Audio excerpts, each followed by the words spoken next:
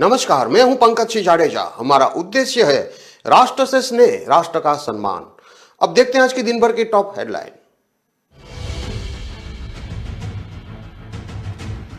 इंदौर में इलाज के नाम पर आदिवासियों का धर्मांतरण, एजुकेशन, हेल्थ सहित कई सुविधाओं फ्री दिलाने का झांसा देकर घर में ही बना दिया ईसाई।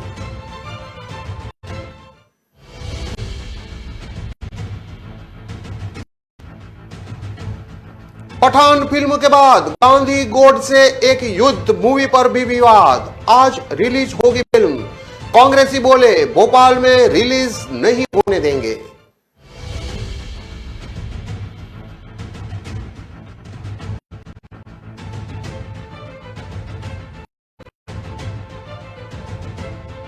लेडी चीटर ने प्रेमी के संग मिलकर की ठगी, पति से अलग होकर बनाई अपनी अलग गैंग, कई राज्यों में की जालसाजी।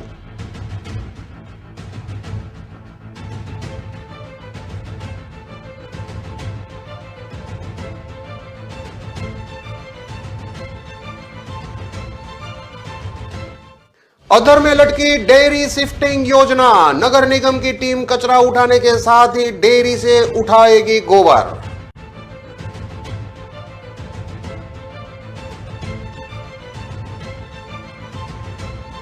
और 8वीं की छात्रा की गला दबाकर हत्या, हाथ पैर बांधकर घसीटा, हड्डियां और पसलियां टूटी, शरीर में जमा था 2.5 लीटर खून। एसआर कॉलेज में मिला था शव।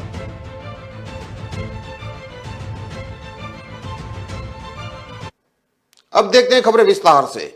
इंदौर के पास सिप्रा थाना क्षेत्र में धर्म परिवर्तन का मामला सामने आया है। यहां आदिवासी समाज के एक व्यक्ति के इलाज के बहाने पूरे परिवार का धर्म परिवर्तन करा दिया गया। मामले की जानकारी जब हिंदूवादी संगठन के लोगों को लगी तो उन्होंने धर्मांतरण को लेकर 3 महिलाओं सहित 7 लोगों के खिलाफ केस दर्ज कराया है। मामला सांवेर और शिप्रा के बीच आने वाले ग्राम हतुनिया काटा का है। यहां मानसिंह मुनसिंह बिलवाल की शिकायत पर धर्म परिवर्तन के मामले में पास्ट रेसिंग, उसकी पत्नी उर्मिला, बेटे खेमराज, दोस्त हाकिम, उसकी पत्नी मंगली, मान सिंह और उसकी पत्नी कालीबाई के खिलाफ केस दर्ज करवाया गया है। मान सिंह ने बताया कि 2 साल पहले की बात है, उनकी तबीयत खराब हो गई थी, काफी इलाज कराया लेकिन फर्क नहीं पड़ा। इस दौरान किसी ने उसे बताया कि ग्राम जाबुआ के छापरी में एक चर्च है, यहां उसका उपचार अच्छे से हो जाएगा। वह अपने परिवार के साथ यहां पहुंचा, जहां चर्च में पास्ट रेसिंग मिले। उन्होंने यहां ईसाई धर्म के भगवान का नाम लेने की बात करते हुए पानी पिलाया, कुछ दवाइयां दी। इस दौरान वो ठीक होने लगा। करीब 1 साल पहले पास्ट रेसिंग ने अपने बेटे और पत्नी को लेकर उनसे मिलने आए। तुम्हारे भगवान कम शक्तिशाली है, ऐसा उन्होंने बताया। यहां पास्ट रेसिंग ने बातचीत के दौरान कहा कि तुम्हारे भगवान कम शक्तिशाली है, तुम्हें ईसाई धर्म के भगवान ने ठीक किया है। घर से हिंदू देवी देवताओं को बाहर निकलवा दिया। इस दौरान कुछ रुपये और धार्मिक पुस्तकें पढ़ने के लिए दी। पास्टर रेसिंग ने कहा कि वह ईसाई धर्म अपना ले, इससे बच्चों को अच्छी एजुकेशन, हेल्थ सहित कई सुविधाएं फ्री में मिल जाएगी। इसके बाद वह लगातार उसकी आर्थिक मदद करने लगे और चर्च आने के लिए कहने लगे। सोमवार को जब पास्टर रेसिंग, उसकी पत्नी, बेटा और अन्य लोग बोलेरो गाड़ी से उनके घर आए, यहां बातचीत के दौरान ईसाई धर्म अपनाने के लिए कहने लगे। उन्होंने एक धार्मिक पुस्तक ली और उसमें से कुछ मंत्र पढ़ते हुए पानी के छींटे शरीर पर डाले। इसके बाद कहा कि अब तुम परिवार सहित ईसाई बन गए हो। वह इन सब बातों के लिए राजी नहीं हुआ तो उसे समझाने लगे। उसने पूरी बात परिचित लखन को बताई, जिसके बाद उन्होंने मामले में हिंदूवादियों को जानकारी दी। इस पर परिवार को थाने लेकर आए और केस दर्ज कराया। फिलहाल मामले में पुलिस ने कुछ आरोपियों को हिरासत में लिया है।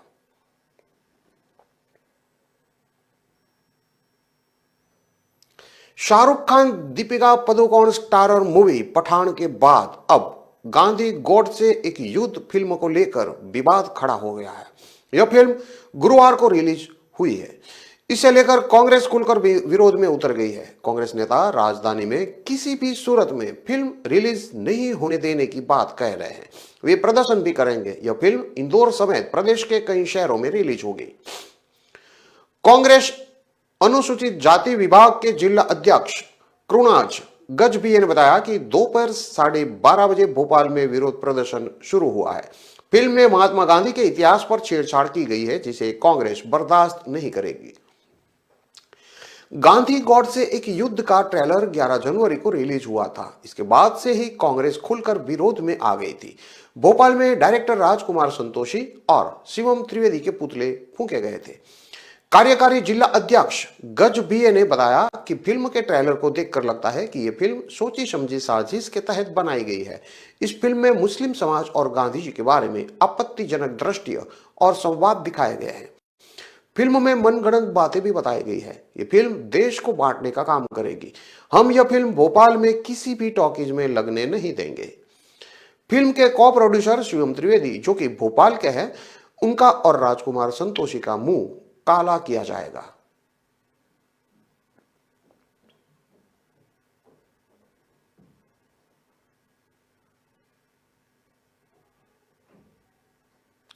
भोपाल में सिलसिलेवार ठगी करने वाली दिल्ली से मंगलवार को गिरफ्तार लेडी जालसाज मीना को क्राइम ब्रांच बुधवार शाम भोपाल लेकर पहुंची। प्रारंभिक पूछताछ में मीना ने पुलिस को बताया कि वह प्रेमी और जेठ देवर के साथ मिलकर देश भर के अलग अलग शहरों में ठगी कर चुकी है।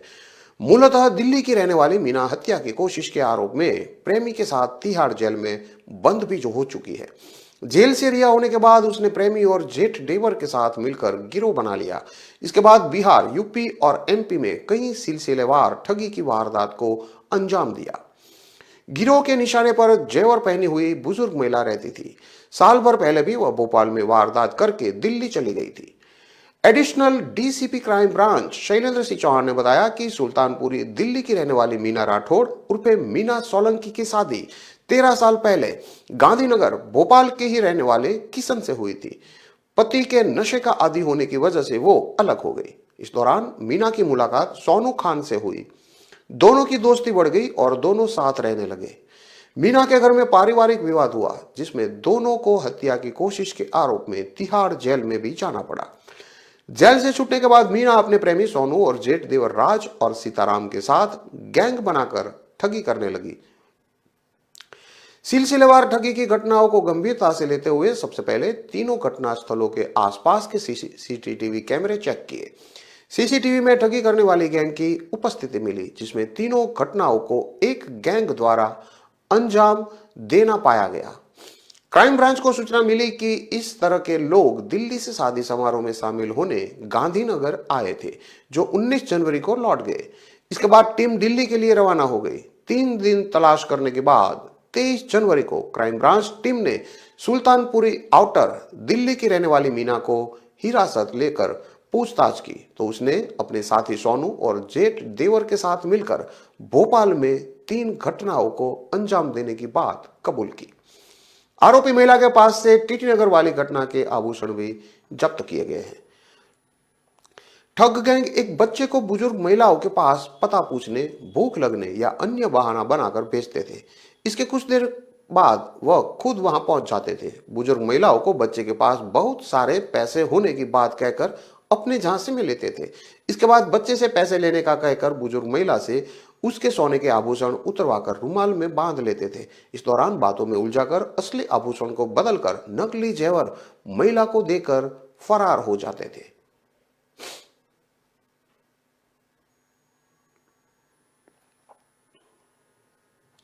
शहर में सीवरेज व्यवस्था की बदहाली का मुख्य कारण पशुओं डेयरी है। नगर निगम डेयरी शहर से बाहर शिफ्ट नहीं कर पाया है।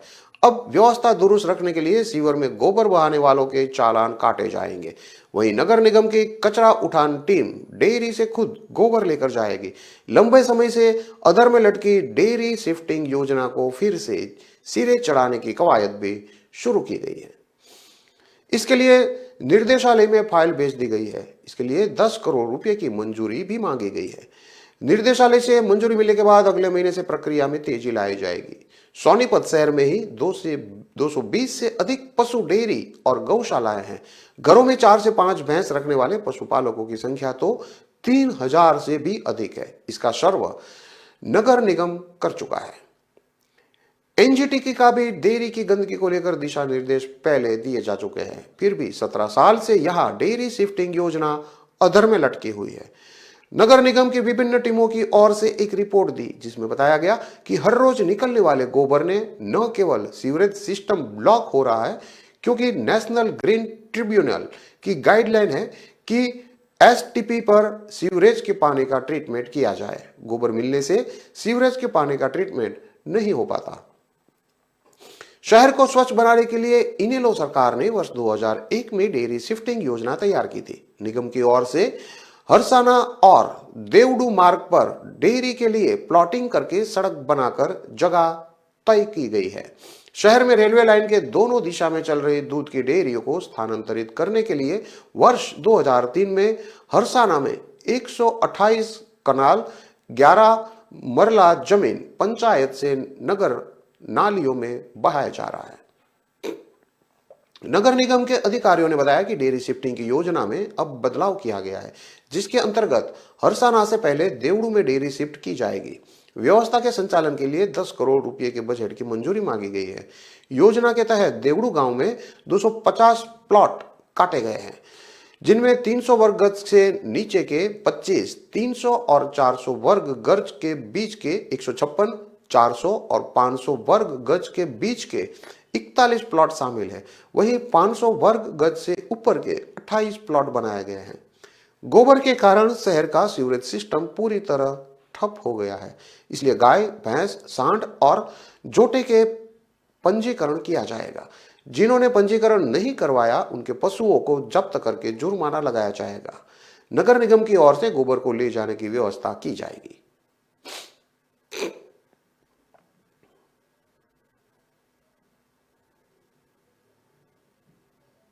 खबरों में लेते हैं अब एक छोटा सा विराम।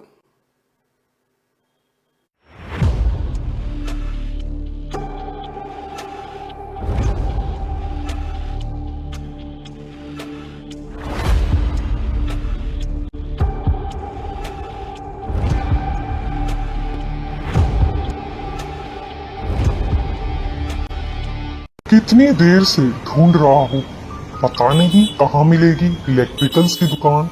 भैया, यहाँ नजदीक में कोई इलेक्ट्रिकल्स की दुकान है क्या? कब से ढूंढ रहा हूँ, परेशान हो गया हूँ। अरे परेशान क्यों होते हो? मोबाइल में www.locas.com पर सिर्फ सर्च करना है। मुझे लोकास बता रहा है अगले चौराहे से आगे जाकर इलेक्ट्रिकल्स की दुकान है। थैंक यू बेटा।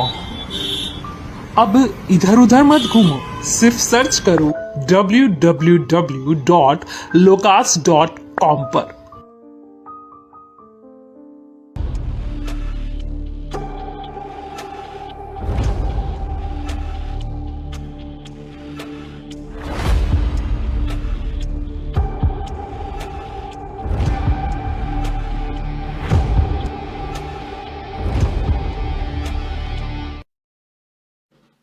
विराम के बाद एक बार फिर से आपका स्वागत है। अब देखते हैं आगे की और खबरें।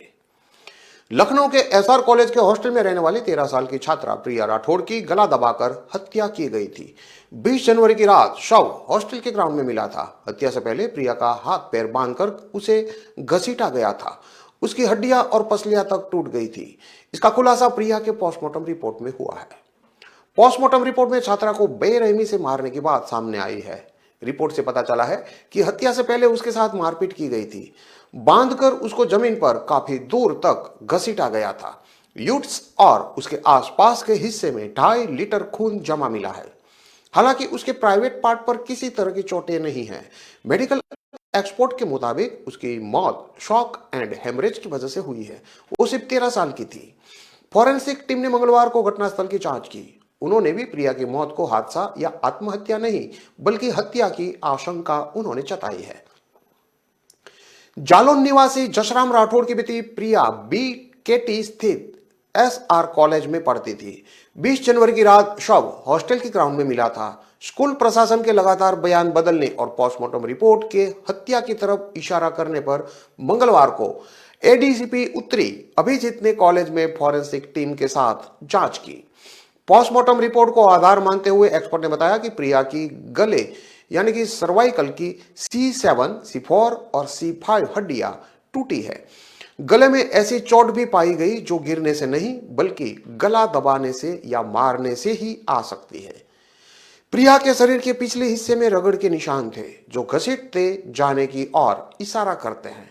मतलब उसका गला दबाया गया और उसे घसीटा भी गया। बर्बरता की वजह से उसके पैर की हड्डी और पसलियां टूट गई। एक्सपर्ट का कहना है कि एक तरह से लिंचिंग करके उसको मारा गया था। सूत्रों के मुताबिक फॉरेंसिक टीम और एक्सपर्ट की राय के बाद पुलिस ने भी अपनी जांच हत्या की तरफ मोड़ दी है। चर्चा है कि पुलिस ने घटना से जुड़े एक युवक को हिरासत में लेकर पूछताछ भी शुरू कर दी है। दूसरी तरफ फॉरेंसिक टीम ने बताया कि छात्रा के हाथों के पंजों पर चोट के निशान, पैर का पंजा भी टूटा। ऐसी चोट हाथ पैर बांधने पर आती है। कुछ चोट ऐसी है जिसे पता चला कि प्रिया ने बचने की भारी कोशिश की थी।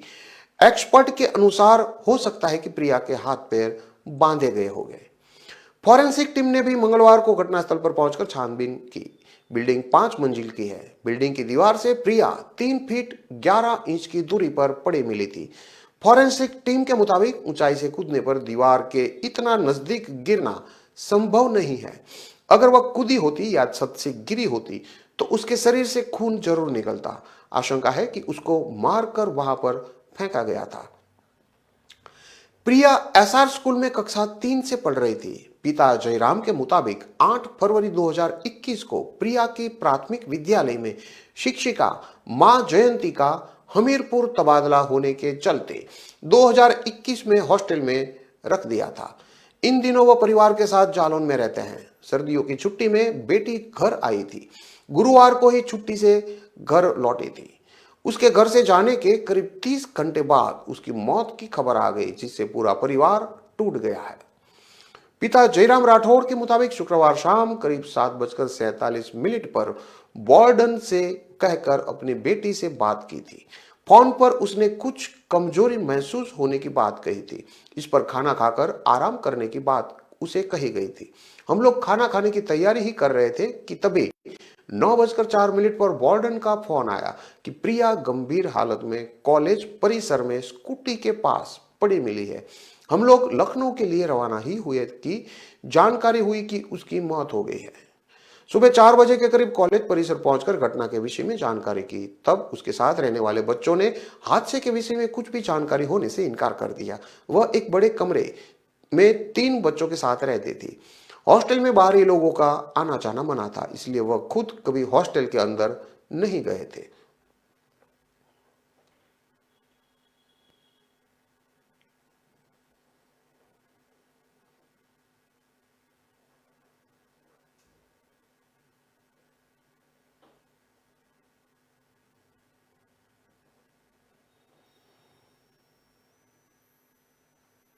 कानपुर के गोविंदनगर थाने में तैनात दरोगा की बुलेट से बाइक सवार 2 छात्रों की गाड़ी टकरा गई। फिर क्या था? दरोगा ने छात्रों को पीटते हुए उसे थाने ले गए और हवालात में बंद कर दिया। रात भर पट्टा और लाठी से पीटा। पिटाई से दोनों छात्रों की पीठ और कमर के नीचे का हिस्सा काला पड़ गया। इतना ही नहीं, दोनों का पुलिस ने शांति भंग में चालान भी कर दिया। मामले की जानकारी मिलने पर पुलिस कमिश्नर ने दरोगा को लाइन हाजिर कर दिया है। बर्रा के मलिकपुरम में बीएससी सेकंड ईयर के स्टूडेंट अभिषेक गोयल रहते हैं। अभिषेक ने बताया कि सोमवार रात करीब 8 बजे वो पड़ोस में रहने वाले दोस्त नमन आर्या के साथ छोटे भाई आकाश के जन्मदिन के लिए केक लेने बाइक से गोविंदनगर जा रहे थे। गोविंदनगर के प्रिंस मोटर के सामने सिविल ड्रेस में जा रहे गोविंदनगर थाने में तैनात दरोगा जितेंद्र बहादुर सिंह से टक्कर हो गई। दरोगा ने गाली गलौज करने के साथ ही थप्पड़ मार दिया। इसका दोनों छात्रों ने विरोध किया। दरोगा को इतना गुस्सा आया कि दोनों को थाने उठाकर ले गया। दोनों का मोबाइल छीनने के बाद हवालात में बंद करके पट्टे से इतना पीटा कि कमर के नीचे का हिस्सा और पीठ काली पड़ गई। थप्पड़ मारने के चलते दोनों के गाल लाल हो गए। इतना ही नहीं, दोनों का शांति भंग में चालान भी कर दिया। इसके साथ ही बाइक भी थाने में खड़ी करवा दी। मामले की जानकारी मिलने पर नमन के पिता रविंद्र और उनकी पत्नी पूनम के साथ ही अभिषेक की मां थाने पहुंची। थाना प्रभारी धनंजय पांडे ने भी एक नहीं सुनी और परिजनों को वापस लौटा दिया। छात्रों के परिजन पुलिस कमिश्नर बीपी जोगदंड से मिलने और पूरे मामले की जानकारी दी। इसके साथ ही छात्रों को 3rd डिग्री के दौरान दी गई यातनाओं के निशान भी दिखाए। इसके बाद पुलिस कमिश्नर ने थाना प्रभारी धनंजय पांडे को फटकार लगाई। छात्रों के साथ मारपीट करने वाले दरोगा जितेंद्र बहादुर को लाइन हाजिर कर दिया है।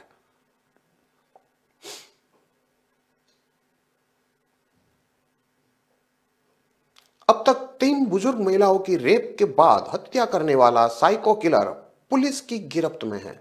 3 जिलों की पुलिस 50 दिनों से इसकी तलाश कर रही थी। मंगलवार को अयोध्या के मवई से जब यह पकड़ा गया तो रोने लगा, बोला ये सब ताबीज करवा रहा है। साइको किलर बाराबंकी से सरवा गांव का रहने वाला है। ऐसे में उसकी पूरी कहानी जानने के लिए मीडिया की टीम आरोपी के गांव पहुंची, पिता और चाचा से बात की, आसपास के लोगों से बात की। यहां आरोपी के बारे में कई अहम जानकारियां मिली। साइको किलर का नाम अमरेंद्र रावत है, उम्र 20 साल है, पिता ने 3 शादी की है। अमरेंद्र पहली पत्नी से हुआ था। 16 साल की उम्र में उसकी परिवार शादी कर दी थी, लेकिन पत्नी कभी भी उसके साथ रहने नहीं आई। गुजरात में कुछ महीने नौकरी की, फिर वहां से वापस आ गया था। गांव में आरोपी के चाचा ने बताया कि 5 साल पहले उसकी शादी हो गई थी, लेकिन पत्नी उसके साथ कभी रहने नहीं आई। अमरेंद्र की जिंदगी में औरतों की तस्वीर तभी से खराब हो गई थी जब उसके पिता ने 3 शादियां की। उसकी दूसरी सौतेली मां के कोई बच्चा नहीं था। तीसरी सौतेली मां के 2 बच्चे हैं जो अभी पढ़ाई करते हैं। दूसरी औरतों ने उसकी मां को प्रताड़ित किया। वो इसी बात से नाराज होकर घर छोड़कर चला गया था।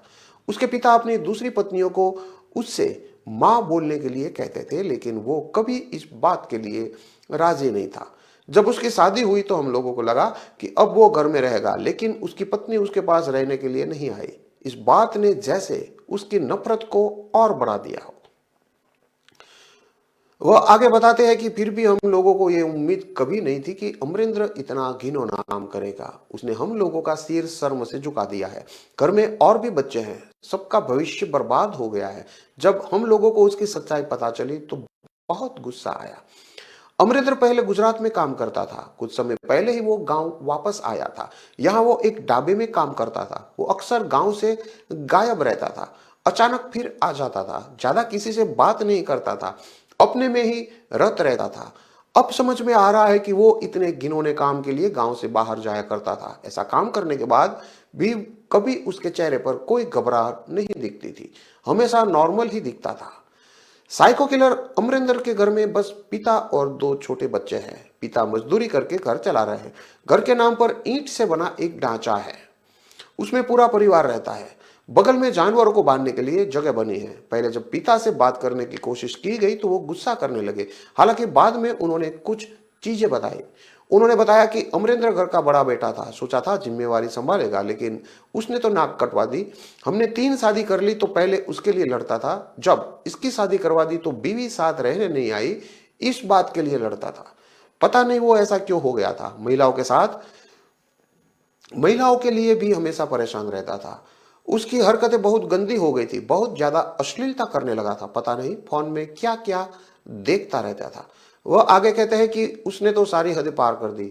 बताओ, अपनी दादी या माँ की उम्र की महिलाओं के साथ वो ये सब काम करता था। उसको शर्म तक नहीं आई। ऐसी भी क्या हवस जो किसी को ऐसा बना दे। मुझे तो ये कहने में भी शर्म आती है कि वो मेरा लड़का है। अब तो मर जाए, भगवान से यही मांग रहा हूं। अपनी मां के मरने के बाद मेरी दोनों पत्नियों से लड़ा करता था, उसको उल्टा सीधा बोलता था, कहता था तुम लोगों ने मेरी मां को मारा है। मैं मना करता तो मुझे मारने के लिए दौड़ता था। पता नहीं उसे क्या हो गया था। उसकी बीवी भी उसको पसंद नहीं करती थी। उसकी महिलाओं के लिए नफरत इतनी बढ़ गई थी कि वो पागल हो चुका था। मुझे लग रहा है ये सब करके वो अपनी महिलाओं से नफरत निकाल रहा था। पुलिस ने उस पर 25,000 रुपये का इनाम घोषित किया था। अयोध्या के मवई गांव में सोमवार को वह परिवार एक महिला को अपनी दरिंदगी का शिकार बनाने की कोशिश कर रहा था। तभी महिलाओं ने शोर मचा दिया। इसके बाद आसपास के ग्रामीण दौड़कर पहुंचे और उसे पकड़ लिया। फिर उन्होंने अयोध्या पुलिस को सौंप दिया। पुलिस को साइको किलर के पास एक मोबाइल मिला है, उसमें कई सारी पॉर्न क्लिप्स मिली है। पुलिस की गिरफ्त में आते ही आरोपी रोने लगा। वो पुलिस से बोला, मेरी गलती नहीं है, ये सब मैं नहीं, ये ताबीज करवा रहा था।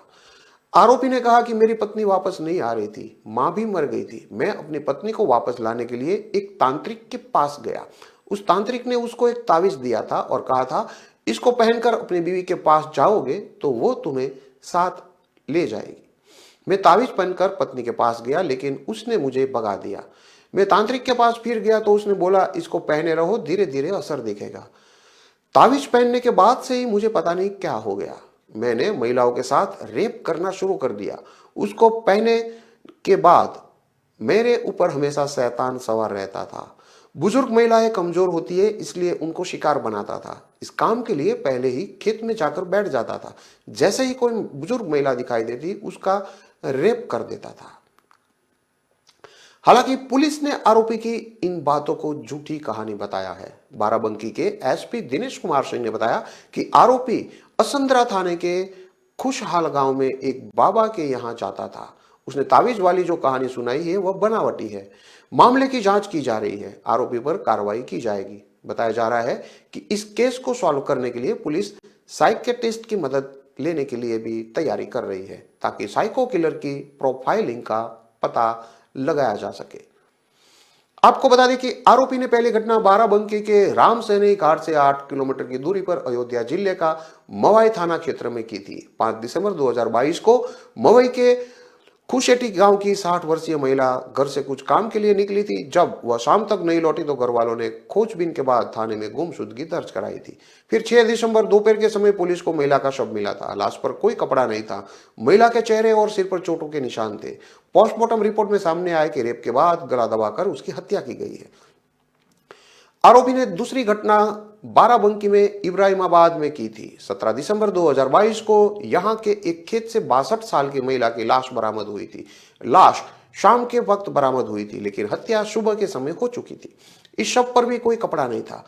पोस्टमार्टम रिपोर्ट में पता चला कि रेप के बाद गला घोटकर इसकी हत्या कर दी गई है। आरोपी ने तीसरी घटना अयोध्या में की। 29 दिसंबर को राम सैनी घाट कोतवाली से 3 किलोमीटर दूर ठेठरा गांव में शौच के लिए निकली महिला लापता हो गई थी। उसका शव 30 दिसंबर को खेत में नग्न अवस्था में मिला था। यह महिला भी 61 साल की थी। हत्या का पैटर्न सेम था। इस लाश के मिलते ही पुलिस हैरान रह गई थी। आरोपी ने इसके बाद भी घटनाओं को अंजाम देने की कोशिश की थी, लेकिन वो कामयाब नहीं हो पाया था।